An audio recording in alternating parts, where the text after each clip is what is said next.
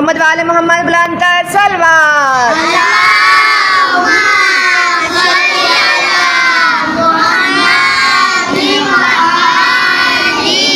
Okay, آپ سب بچوں کو پتہ ہے آج ربیع الاول کی کون سی ڈیٹ ہے؟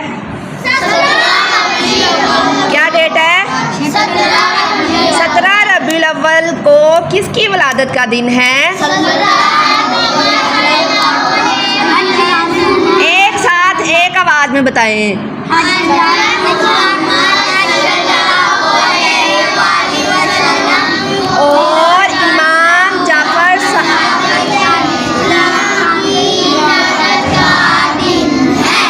اور امام جعفر صادق علیہ السلام کی ولادت کا دن ہے. اچھا، اب میں ایک اور سوال پوچھتی ہوں. حضرت محمد صلی اللہ علیہ وآلہ وسلم امام جعفر صادق علیہ السلام کی ولادت کا دن کون سا ہے؟ 17 ربیع الاول. کون سا دن ہے؟ مطلب تاریخ جو ہے. ٹھیک ہے، اب سب نے بولنا نہیں ہے. اب مجھے یہ بتاؤ کس کس کو نعت آتی